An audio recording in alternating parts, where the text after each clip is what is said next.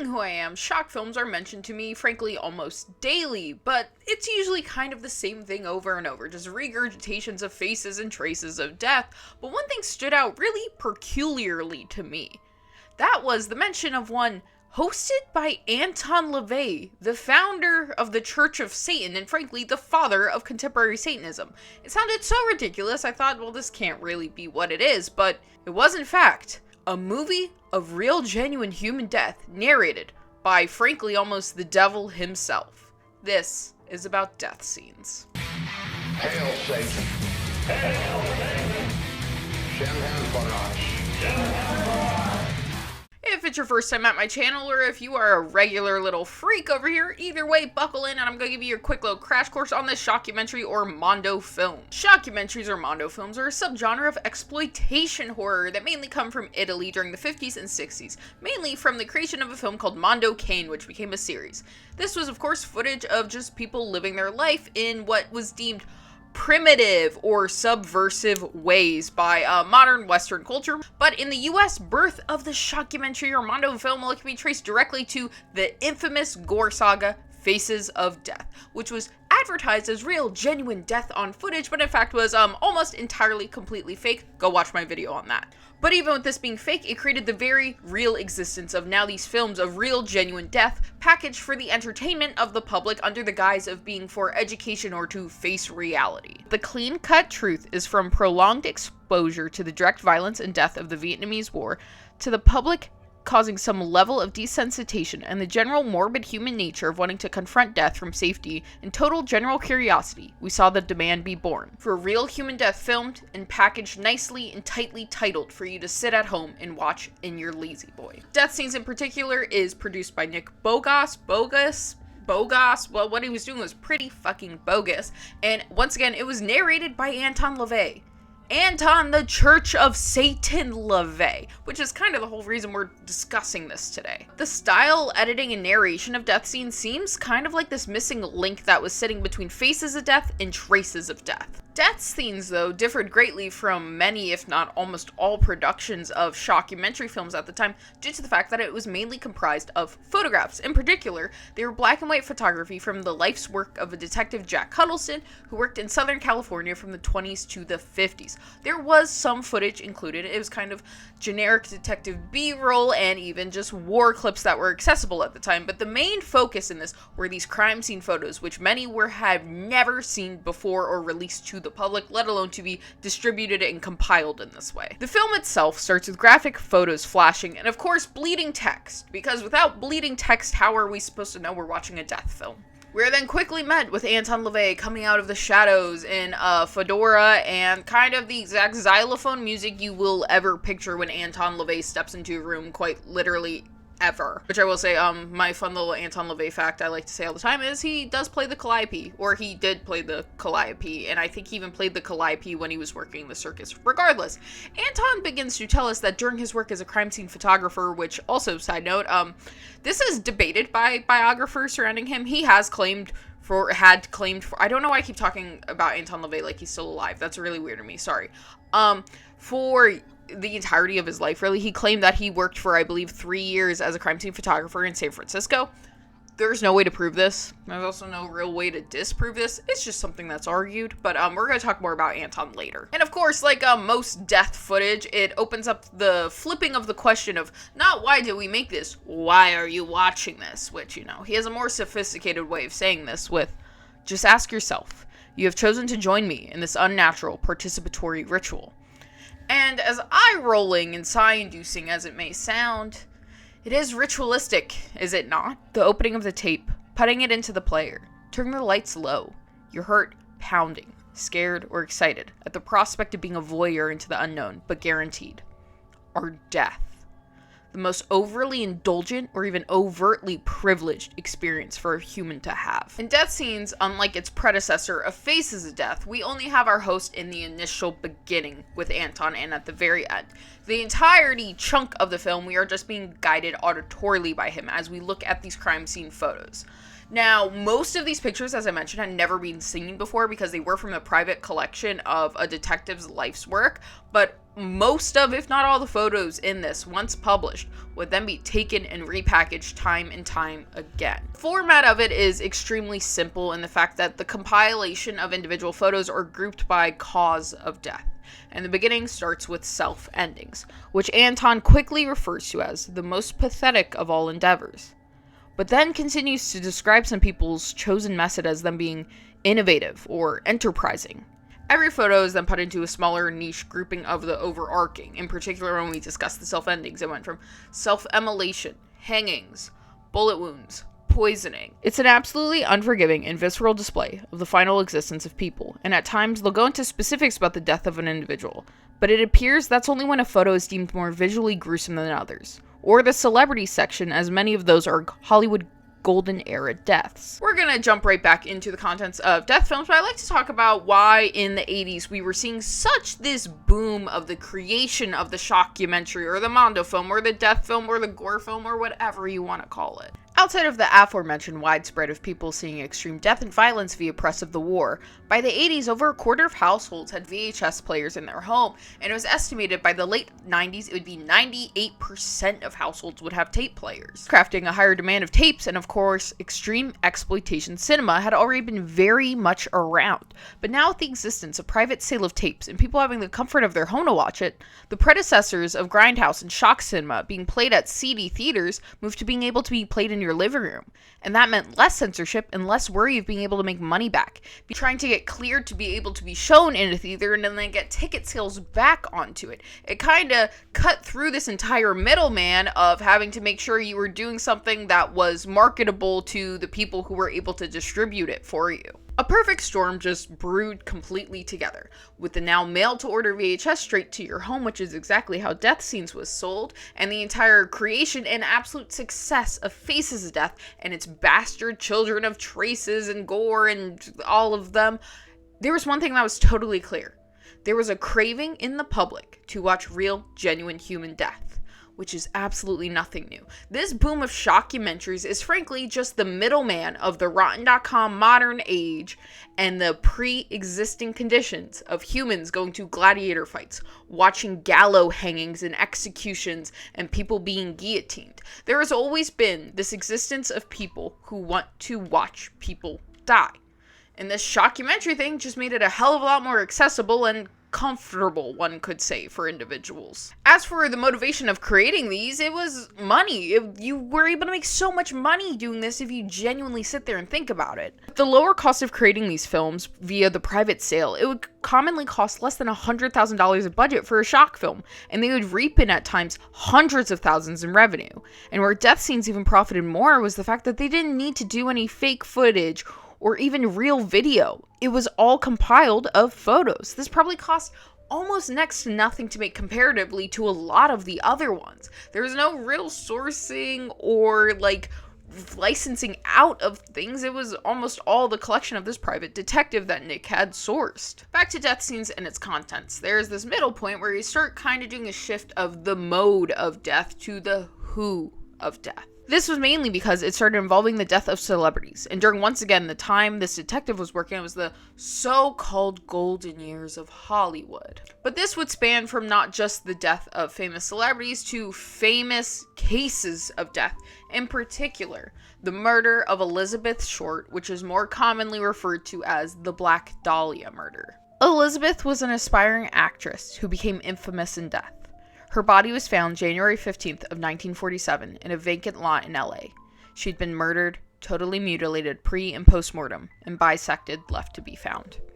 Her murderer was never caught, and she's commonly regarded as one of the most famous cold cases in US history, as well as a giant influence on pop culture and media, with countless books, shows, and movies being based on or inspired by her life and death, as she was one of the first major crime cases to cause national attention in the post-war US. Death Scenes, like many people before and after, show the extremely graphic photos of Elizabeth post-mortem and even include her autopsy photography. But like mentioned, the real reason I'm discussing this today is because Anton Lavey narrates this, which is so innately bizarre to me. It appears Anton and Nick were friends, and even possibly really close friends. The clarification on that's a little hard, but they definitely were friends at least. If you're watching me and you're somehow unfamiliar with Anton Lavey, Anton created the Church of Satan on April 30th of 1966. He subsequently wrote the Satanic Bible and is, frankly,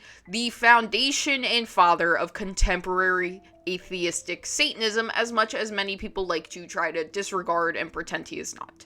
Without Anton Lavey, the Church of Satan, and the Satanic Bible, it is a giant question mark about what Satanism, especially contemporary and atheistic Satanism, would look like as an entire whole. In the Satanic Bible, he wrote the 9 tenets of Satanism, at least Laveyan Satanism. And because he is narrating this from a satanic point of view, because he absolutely is, I find it important to read you the 9 satanic tenets. 1. Satan represents indulgence instead of abstinence. 2.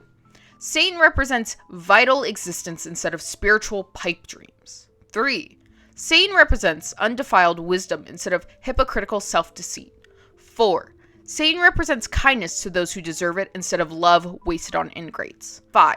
Satan represents vengeance instead of turning the other cheek. 6.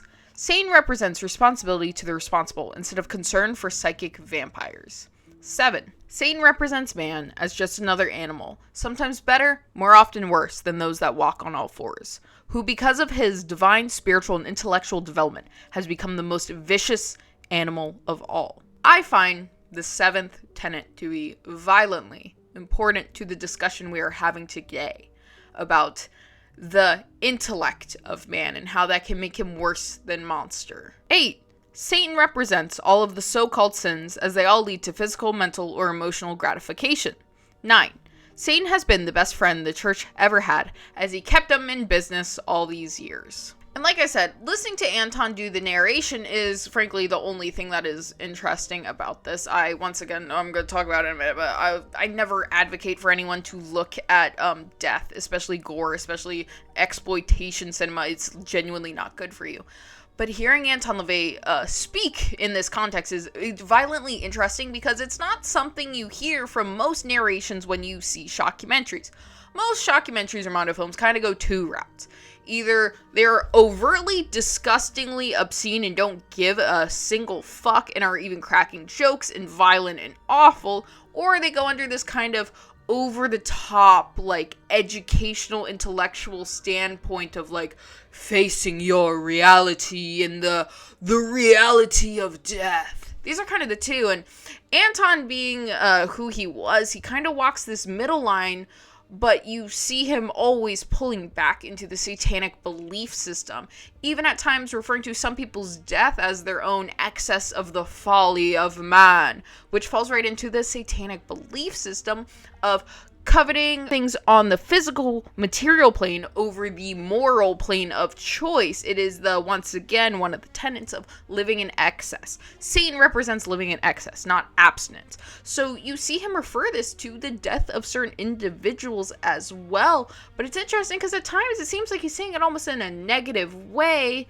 because also his belief around life and death itself, which we're going to loop back to that at the end. It creates this interesting dichotomy between what we're being shown and what we're being told. It makes it seem like we are doing something that is more analytical or intellectual than it actually is, quite literally, at all. There's been extensive research that asserts voyeurism as the dominant urge of many gore watchers.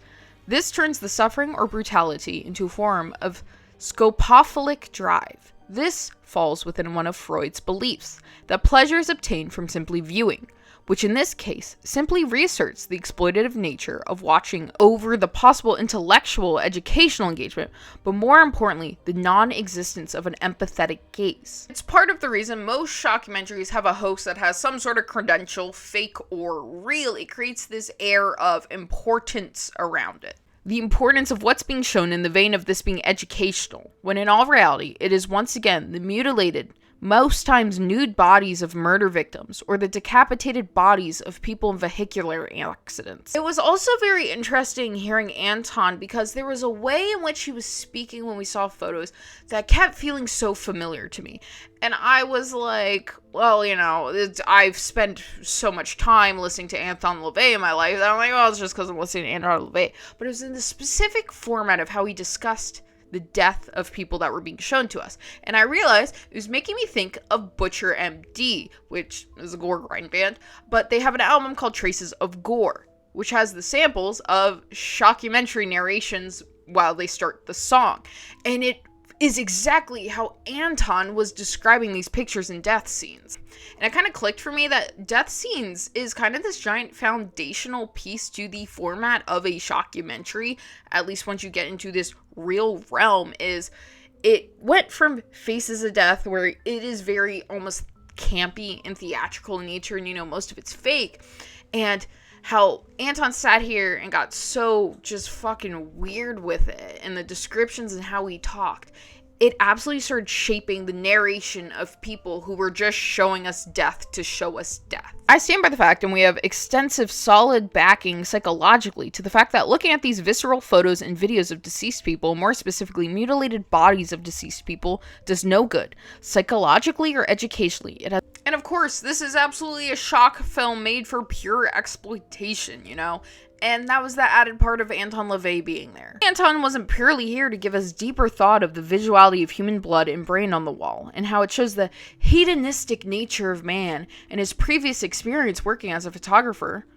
We don't hear any sort of why these photos are taken, other than because someone died, or how any of these, to attempt to argue your educational case. As well, there's vulgar comments made for the sake of just being absolutely vulgar. Such as a photo of a deceased man on an autopsy table is referred to as the cock of the walk. Which breaks us down to the real issue of death exploitation in shockumentaries. It is the loss of who died. It is the loss of a human. This was someone like you. This was someone like me. They have friends. They had a family. They had a favorite song, a special way they took their coffee. They were here on the earth just as we are right now. They mattered. They existed. They were and are more than their death. But when presented in this way, almost every single one of them have now been immortalized purely by the cause of their end. To create value of death is to establish the importance of life. And without either of these coexisting, that is the loss of humanity. Anton was absolutely used as an extra selling point. Not only was the graphic violent death they added an edge of what many at the time deemed evil, Satanism. 1989 was still coming off the hot of the peak of the Satanic Panic. So this was probably the most pearl-clutching, insane concept you could show to a mother in middle America. That's why when someone brought this up to me, I was like, there's no way this is real.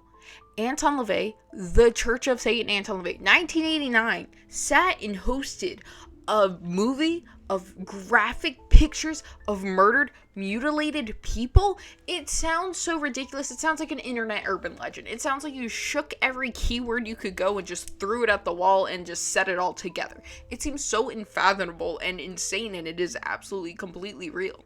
Anton Lavey had kind of became the face of the devil himself for a time period in America, and more especially in California. Is Anton Lavey was the devil.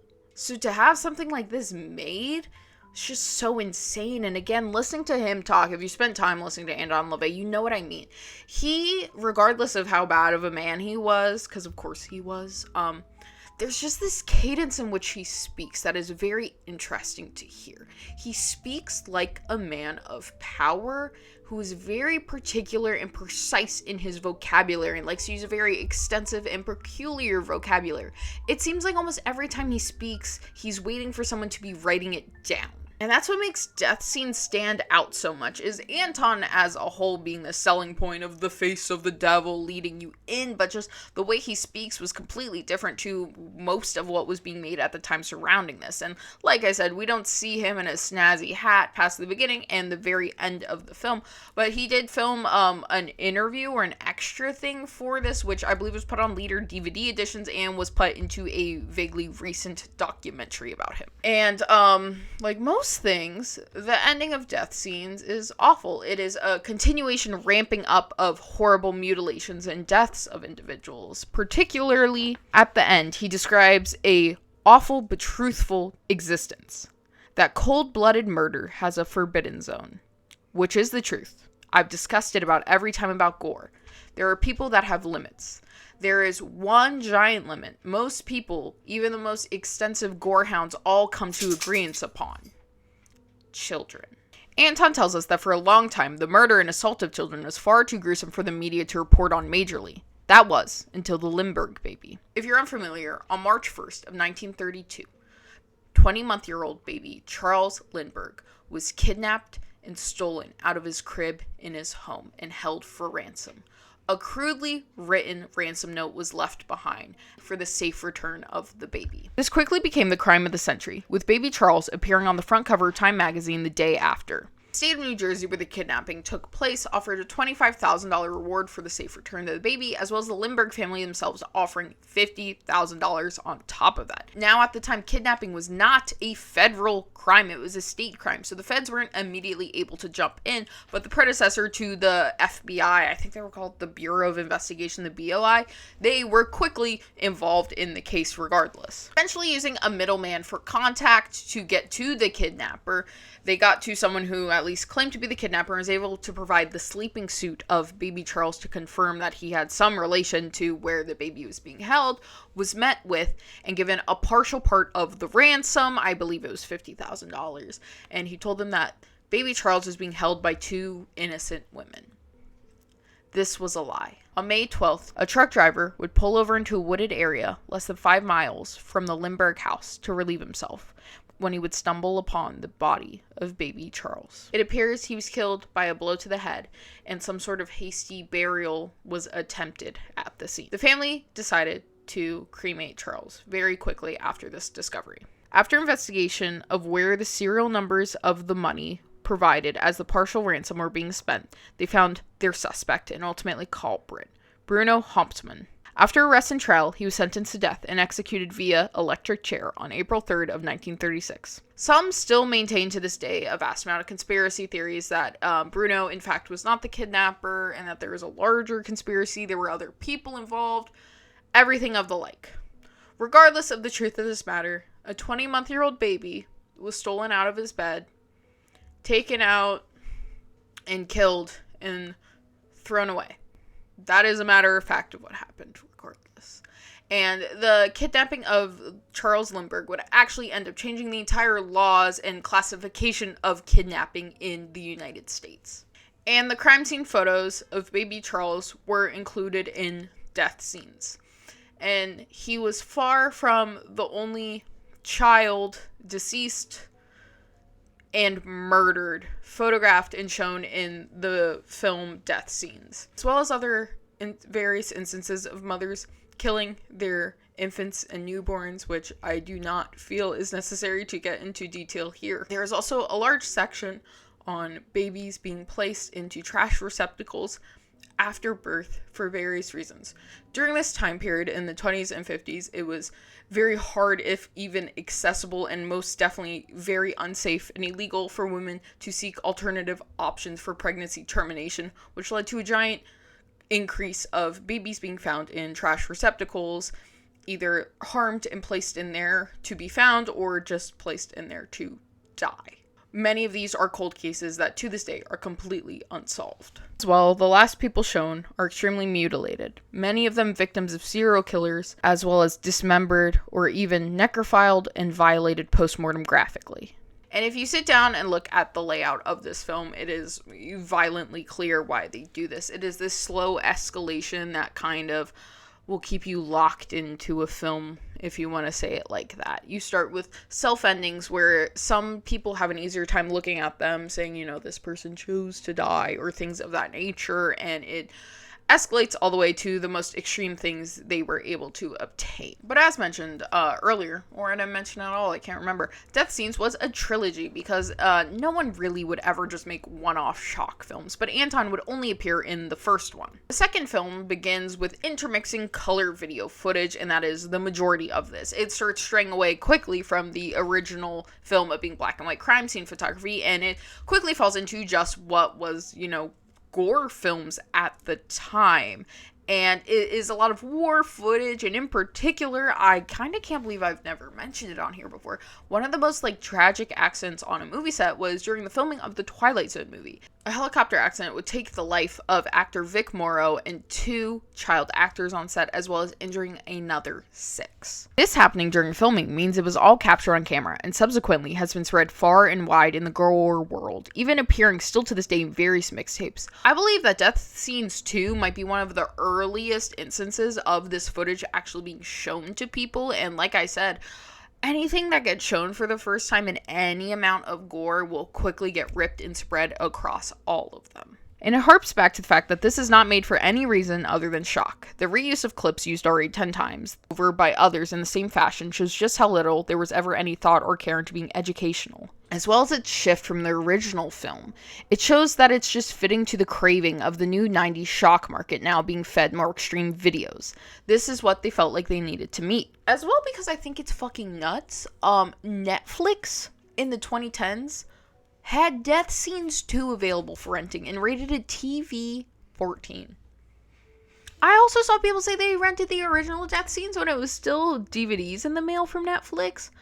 I just think that's crazy. As well, part 2 is a very extensive portion about Charles Manson and the Manson family murders, and more particularly show the very graphic pictures of the murder of Sharon Tate and her friends that were in her home at the time. The final film, in all regards, turns into just an absolute gore slop, pure mixtape compilation. There's no attempt at tying anything in together or any real groupings, and it ends with like just a half-hour autopsy educational procedural video, which it wasn't abnormal for the time of people making shock films in the early 90s, but it also kind of seems like they were just trying to fill their runtime with anything. As well, it's absolutely worth noting, without a doubt, that the producer of these films I mentioned, Nick Bogos, whatever, who really cares, is also one of the most prolific racist comic artists who used to go under a pseudonym that I believe is a Wyatt Man. He's never confirmed this is him, but people that worked with him at the time are like, yeah, it's him, and it's pretty much completely regarded that it is in fact his work, and it is, just the most awful, heinous, racist shit in the world, and his drawing of, his anti-Semitic drawing is still used to this day constantly in 4chan memes, 8chan memes, whatever the fuck you wanna, whatever chan we're doing nowadays. He's like one of the most prolific racist artists, and he also, went on to then create a Gore trilogy, with the first one being narrated by Anton Lavey, which I believe is his friend.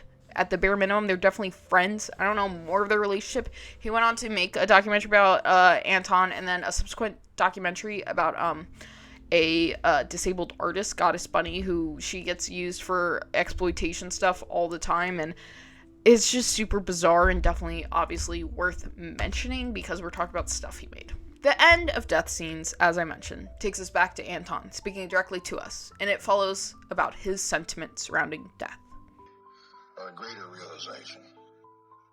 Only through the bold confrontation of man and his mortality can we fully comprehend the importance of living life to its fullest, to pursue with true passion the admirable goal of life with honor, death with dignity.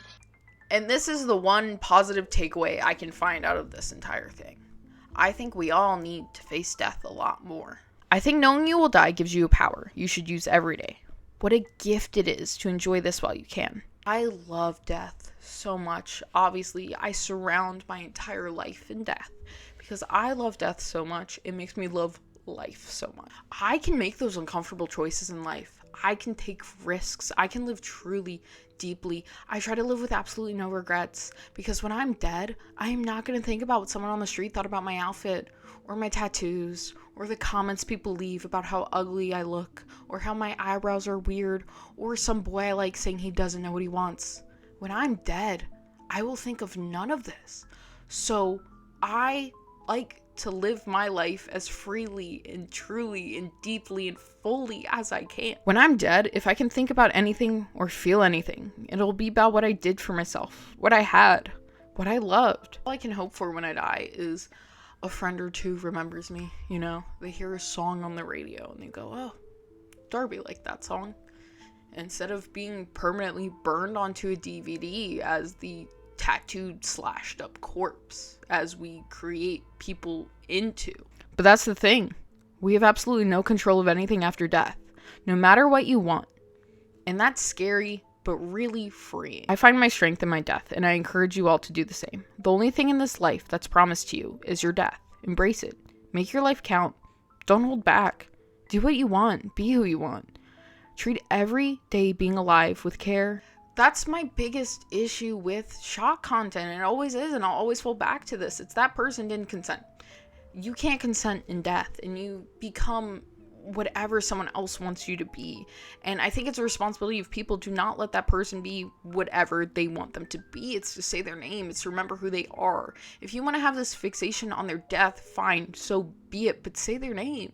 Don't erase them and create them into purely what their final moment was. Treat every living being with respect and care as much as you can. I know it can be hard at times. And honor the dead. Don't forget them. I know it's scary and it's uncomfortable, and grief is hard to face it when someone passes, but say their name. Cook their favorite meal. Listen to their favorite song. Watch their favorite movie. Remember them. We become immortal through remembrance. The dead can always live through the living. Love doesn't die. I love life very much. Ooh, Darby got sappy in the death shockumentary video. I don't know. I feel like it's important lately to just say that. I don't know. If you made it all the way to the end of this video, thanks so much for watching. Have you heard of death scenes ever? Quite literally, like I said, this is the most... Sorry, the dog keeps fucking doing that. As I said, this is so insane. It sounded so ridiculous and insane that Anton Lavey was hosting a Gore movie. I don't know. Regardless, let me know down below. Thanks so much for watching, liking, commenting, and subscribing. Make sure to do all of that. I have merch linked down below. The best way to support me is to share my videos and to purchase merch. Sharing my videos is really great and awesome of you. If you guys want to do that, I would love to hit 200K by my birthday, which is the end of June. So if we did that, that'd be super cool. And as always, follow me on all social media platforms. I'm Darby Valentine. I'm most active on Instagram and TikTok. With that, I'll see you next time. If you like this video, you definitely like my videos about the faces of death.